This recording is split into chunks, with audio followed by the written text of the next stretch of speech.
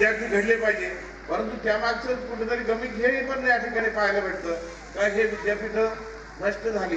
त्याच्यानंतरचा मध्यंतरीचा कालखंड जो आहे तो मध्यंतरीचा कालखंड कसा गेला असेल तुम्हाला या ठिकाणी बरेच कुतूहल असतं काही गोष्टींचं. या कुतूहलामधून एक गोष्ट या ठिकाणी ही पाहायला भेटली का ज्या देवालयांमध्ये जे चित्र निर्माण केलेले असतील, काही लेख असतील, या लेखांचा अभ्यास करून जुनी पिढी खऱ्या अर्थाने या ठिकाणी संस्कृत झाली. ज्यावेळेस आपण म्हणतो की पारायण असतील, अध्यात्म असेल, त्या अध्यात्म त्या मंदिरांवरती कोरलेल्या ज्या काही गोष्टी होत्या त्याच्यातून खऱ्या अर्थाने पुढचा या ठिकाणी दिशा देण्याच्या दृष्टिकोनातून काम झालं. एकीकडे देवालय म्हणतो तर देवालयामध्ये खऱ्या अर्थाने चांगले संस्कार घडवण्याच्या दृष्टिकोनातून काम होतं. त्याचबरोबर विद्यालयांकडे बघितल्यानंतर समाजामध्ये आदर्शवादी पुरुष किंवा महिला या ठिकाणी तयार झाली पाहिजे आणि या आदर्शवादी मुलं तयार होण्याकरता खऱ्या अर्थाने या ठिकाणी विद्यालयांची देखील तेवढीच गरज या ठिकाणी भासते. सरकारकडून वेगवेगळ्या पद्धतीने आपण बघतो की अनुदान आहेत, परंतु हे अनुदान कुठेतरी संस्था चालक म्हणून मी एका संस्थेचा चालक आहे, या संस्था चालक म्हणून पाहिल्यानंतर कुठेतरी या ठिकाणी ज्या काही आपण म्हणतो की अनुदान येतात, परंतु अनुदान हे या ठिकाणी काही ठराविक गोष्टींपुरते मर्यादित आहेत. पण मर्यादित असताना या ठिकाणी आपण बघतो का शाळेच्या इमारती उभी करणे, आज या ठिकाणी मुलांनी अतिशय चांगलं गीत या ठिकाणी सादर केलं. हे गीत सादर करत असताना मला माहिती आहे आजही या ठिकाणी कला शिक्षक, क्रीडा शिक्षक याची अजूनपर्यंत व्यवस्थितपर्यंत मान्यता आपल्याला भेटत नाही, परंतु आपण आपल्या शिक्षक म्हणून किंवा आपली संस्था म्हणून या ठिकाणी चांगल्या दर्जाचे मुलांना कलागुण भेटावेत या दृष्टिकोनातून विशेष शिक्षक म्हणून या विशेष आपल्या संस्थेचा या ठिकाणी काम म्हणून अशा पद्धतीचे गुणवान विद्यार्थी घडवून त्यांच्या कलागुणांना वाव देईल या दृष्टिकोनातून आपण बघतो. कलाचे गुण शिक्षक आहेत, क्रीडाचे शिक्षक आहेत, याच्या माध्यमातून चांगले विद्यार्थी त्यांच्या कलागुणांना वाव देण्याच्या दृष्टिकोनातून मॉडर्न हायस्कूल सर्व आपण बसलेले सर्व मान्यवर नेहमीच या ठिकाणी चांगला प्रयत्न करत असतात. त्यामुळेच खऱ्या अर्थाने आज या ठिकाणी एक परिस्थिती आहे का राज्यामध्ये ज्यावेळेस मी पाहतो की 1ली ते 10वी पर्यंतचा पट एकीकडे शाळांमध्ये कमी होताना दिसतोय, परंतु मॉडर्न हायस्कूल या ठिकाणी अशा परिस्थितीमध्ये मॅडम आपण ही जी काही पटसंख्या आहे ती टिकून धरली आणि ही टिकून धरत असताना त्यामागचं गमक मला या ठिकाणी एवढंच दिसतंय का चांगल्या गुणवत्तादार विद्यार्थी घडावेत आणि त्यांच्या विविध कलागुणांना या ठिकाणी वाव भेटावा या दृष्टिकोनातून आपलं सर्व मॅडम असतील, आपले सर्व शिक्षक असतील, हे नित्यनेमाने या ठिकाणी प्रयत्न करतात आणि त्यामुळेच खऱ्या अर्थाने चांगली पिढी आणि चांगले संस्कार देण्याच्या दृष्टिकोनातून या ठिकाणी काम होत आहे. आजच्या या कार्यक्रमाच्या निमित्ताने खऱ्या अर्थाने आपल्या सर्व मुख्याध्यापक मॅडम असतील, त्याचबरोबर या ठिकाणी या संस्था चालक जी काही स्कूल कमिटी असेल या स्कूल कमिटीने देखील पुढाकार घेऊन चांगलं पाठबळ या ठिकाणी सर्व शिक्षक असतील, शिक्षिका असतील, विद्यार्थी चांगले घडावेत म्हणून खऱ्या अर्थाने पाठबळ देताना या ठिकाणी दिसतात. त्यांचे आणि आपल्या सर्वांचे खऱ्या अर्थाने या ठिकाणी आभार व्यक्त करतो का समाजामध्ये आणि त्यातल्या त्यात विशेषतः अकोला तालुक्यातील चांगली पिढी तयार करण्याकामी या मॉडर्न हायस्कूलचा सातत्याने या ठिकाणी अतिशय चांगला उपक्रम राहिलेला नवे तर चांगले विद्यार्थी घडवलेत त्याचा पुढे आपल्याला या ठिकाणी माननीय मुरकुटे साहेबांच्या माध्यमातून या ठिकाणी स्टेजवर दिसून येतोय. एक जीएसटी सारखा कमिशनर झालेला माणूस आपल्या या ठिकाणी आपल्या कार्यक्रमाला या ठिकाणी आवर्जून उपस्थित होतात. खऱ्या अर्थाने या ठिकाणी शिक्षण घेत असताना आपण पाहतो की वेगवेगळ्या परिस्थितीतून सर्व मुलं येतात आणि अशा परिस्थितीतून आल्यानंतर देखील आपण आपलं हे मॉडर्न हायस्कूल या ठिकाणी चांगल्या दर्जाचे आणि चांगले गुणवत्तादार विद्यार्थी घडावेत या दृष्टिकोनातून सातत्याने प्रयत्न होतात आणि हे प्रयत्न आपल्याला या ठिकाणी यशस्वी होताना देखील दिसतात आहेत. अशा या निमित्ताने पुन्हा एकदा या ठिकाणी अशा 75 वर्ष पूर्ण होतात.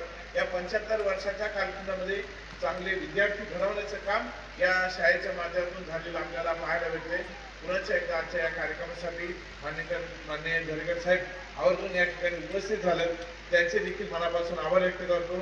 या संस्थेचा एक विषय आहे तो माननीय अध्यक्षांनी एक दरेकर साहेब या अध्यक्षांशी आपल्या बाळासाहेब वडजे जे आहेत त्यांच्याशी मी चर्चा केलेली आहे आणि तो आपल्या संस्थेशी निगडीत आहे म्हणून तो तेवढा आपण आलात तर तो नक्कीच विषय मार्गी लावून जावा अशी माझी एक विनंती आहे.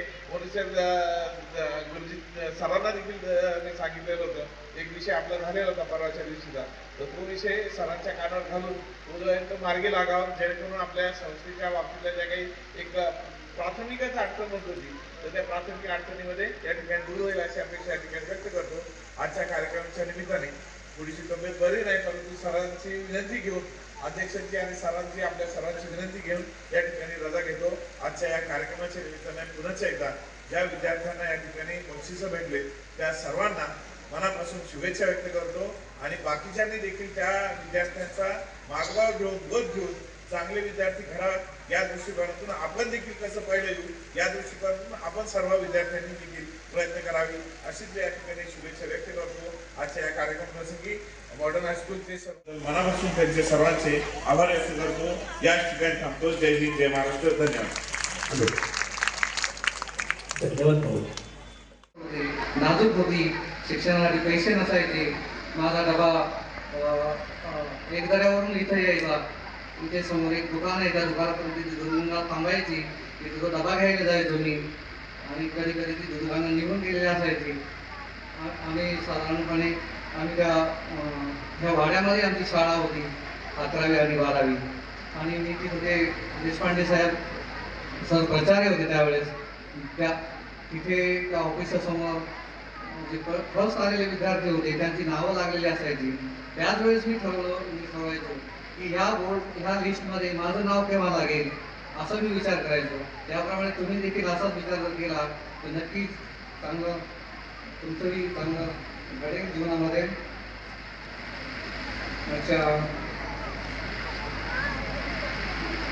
या 75व्या स्नेहसंमेलनासाठी शिक्षकगण विद्यार्थ्यांनी विविध स्पर्धांमध्ये भाग घेऊन शाळेचं नाव उज्ज्वल केलं आहे. शिक्षकांचे मार्गदर्शन व विद्यार्थ्यांचे कष्ट त्यामुळे शाळेचे परिणाम उत्तम झाले आहेत. अशा या विद्यालयाला सगळ्या विद्यार्थी आणि शिक्षक वर्गांना मला 2 शुभेच्छा आहेत आणि मला 1-2 गोष्टी छोट्याशा सांगायच्या आहेत की टू सक्सेस काय डेडिकेशन कमिटमेंट डिटर्मिनेशन आणि consistency focus positivity motivation improvements या जर गोष्टी जर आपण फॉलो केल्या तर नक्कीच आपल्या जीवनात आपण यशस्वी होऊ.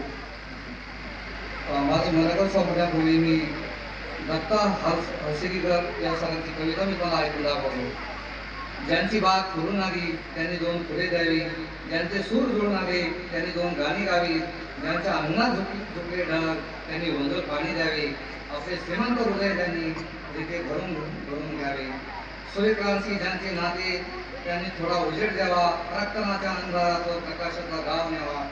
मन थोडे ओले करून आतून हिरवे व्हावे, मन थोडे रसाळ करून टॅक्सपेअर रजिस्ट्रेशनपासून त्याचं ऑडिट असेसमेंट आणि रिकव्हरीपर्यंत ही संपूर्ण कामे मी केलेली आहे.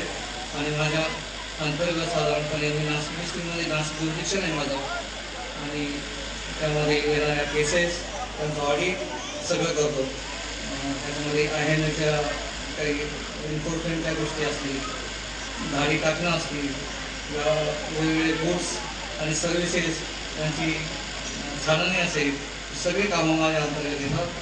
या प्रसंगी काही GST विभागामध्ये काही गरज भासल्यास नक्कीच संपर्क करावा. आणि या 75व्या स्नेहसंमेलनानंतर मला बोलवलं, मला खूप छान वाटलं, खूप आनंद झाला. यापुढे माझा अभिनंदन माझं संस्थेशी आहे. थँक्यू, धन्यवाद. स्वाभिमानाचा सुगंध आहे. मला वाटतं सवलत कोणी काही माहिती नाही, पण फार मोठ्या प्रमाणात आहे. नगर जिल्ह्यात विशेषतः ग्रामीण भागात ऊसात जाऊन बसतात, पत्ता लागत नाही. तेव्हा बिबट्यांची भीती सर्वांनाच आहे. आपण सर्वांनी लवकर सुखरूप घरी जावं म्हणून ही मुद्दाम सकाळची 9ची वेळ ठेवली होती. मी उशिरा आलेलो आहे हे मान्य आहे मला, पण तुम्ही आपली फार वेळ घेणार नाही. थोडक्यात माझं मनोगत मी मांडेन. हिंद सेवा मंडळाच्या ज्या अनेक गोष्टी आपण करत आलेलो आहोत आत्तापर्यंत, त्यामध्ये अकोला शाखेचं जे योगदान आहे, त्या काळात 75 वर्षापूर्वी या ठिकाणी नानासाहेब मिसळ वगैरे मंडळी आली, डॉक्टर रानडे आली, आणि त्यावेळेस त्यांनी निर्णय घेतला की अकोल्याला आपण शाळा काढावी. ग्रामीण भागातील विद्यार्थी मित्रांनो, जरा शांत बसा, फार वेळ घेणार नाही मी. मला माहिती आहे तुम्हाला वेळ झालेला आहे, भूक लागलेली आहे, पण तू फार वेळ न घेता एक 5-10 मिनिटामध्ये माझं मनोगत मी मांडणार आहे. ग्रामीण भागातला कार्यकर्ता असल्यामुळे मला जाण आहे, वेळेची निश्चितपणाने मला काळजी आहे, आणि ते सगळे जी मान्यवर मंडळी आहेत ती देखील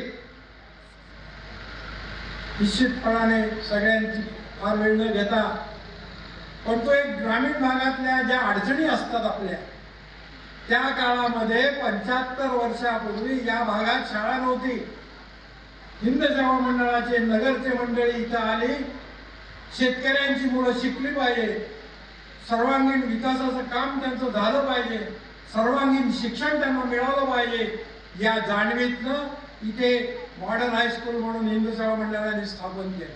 लांब आहे, अंतर खूप आहे, पण तरी देखील हिंदू सेवा मंडळामध्ये जे डायरेक्टर मंडळी आहेत त्यांचं शिक्षणाच्या संदर्भात इतकं जाणीवपूर्वक लक्ष आहे की प्रत्येक शाळेचं जे काही थोड्याफार कमीपणा असतो, काही कमतरता असते, त्या पूर्ण करायचा सातत्यानं प्रयत्न हिंदू सेवा मंडळातले करत असतात.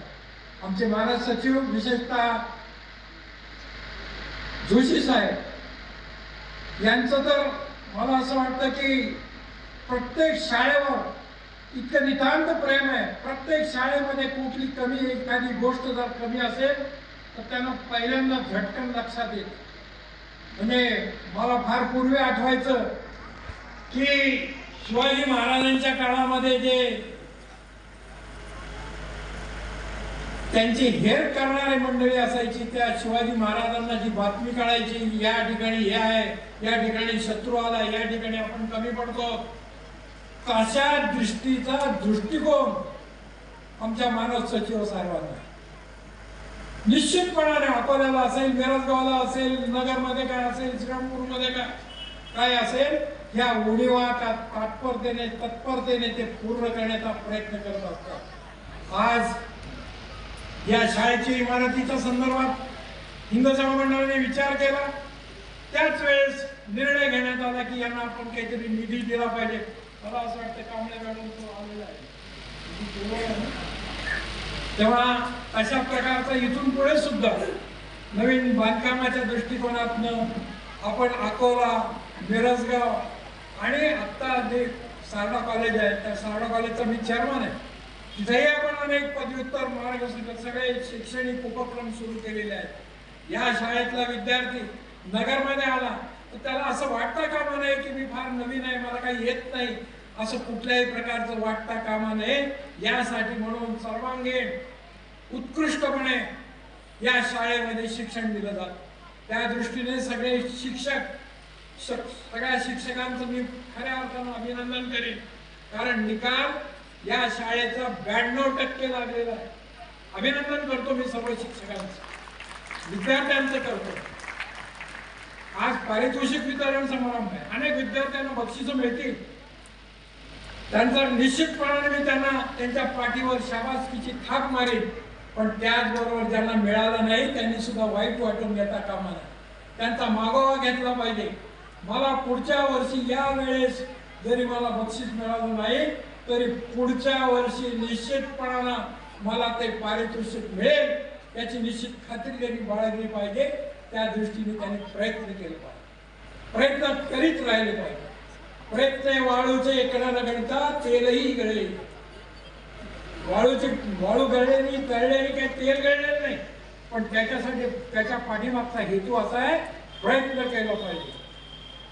Try and try again you will succeed at last. यश या निश्चितपणाने मिळत असतो. तेव्हा इस दुनिया में हार कभी होती नहीं.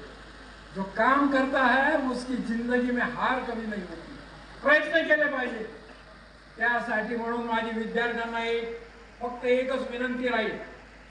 ग्रामीण भागातल्या अडचणी खूप असतात.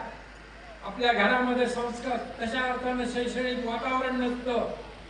हल्लीचा जो मूड आहे पालकांचा, सुशिक्षित पालकांचा, मला म्हणजे घरामध्ये मम्मी डॅडीचं जे वातावरण आहे, आई बापाचं, आई वडिलांचं, आई दादांचं, ते विसरलं. आता मम्मी डॅडी सुरू झाले.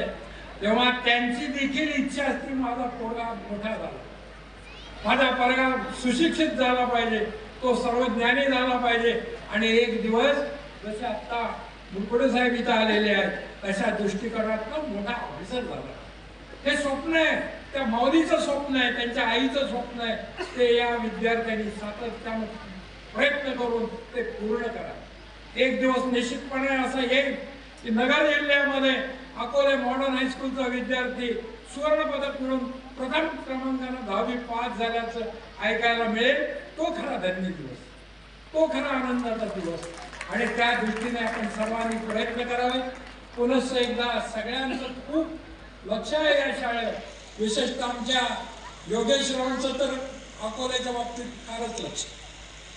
मंडळामध्ये आमचे दिलीप शाह आहेत डायरेक्टर, त्यांचंही भयंकर प्रत्येक वेळेस अकोल्याच्या संदर्भात एक आणि एक ही गोष्ट नाही ती गोष्ट नाही.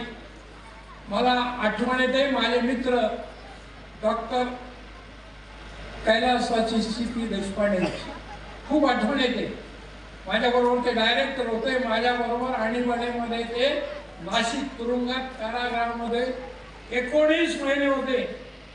आम्ही सगळे 19 महिने तिथे तुरुंगात होतो. आम्ही चोऱ्या केल्या म्हणून नव्हतो. या समाजामध्ये एक चांगलं वळण लागलं पाहिजे, समाजाला एक चांगलं शिक्षण मिळालं पाहिजे. त्या दृष्टिकोनातून आम्ही सातत्यानं राष्ट्रीय स्वयंसेवक संघाचे कार्यकर्ते म्हणून, स्वयंसेवक म्हणून काम करत आले. आज एक निष्ठेने आम्ही काम करत आहोत. मी all India national council Bharatiya Janata पार्टीचा सदस्य आहे नवी दिल्ली. तेव्हा मी तुम्हाला सांगू इच्छितो की वर राज्य आपलं आहे, सुदैवानं महाराष्ट्रात सुद्धा राज्य आपलं आहे. सगळी शैक्षणिक मंडळी, मंत्री महोदय मंडळी सुद्धा सुशिक्षित आहेत, विचारी आहेत.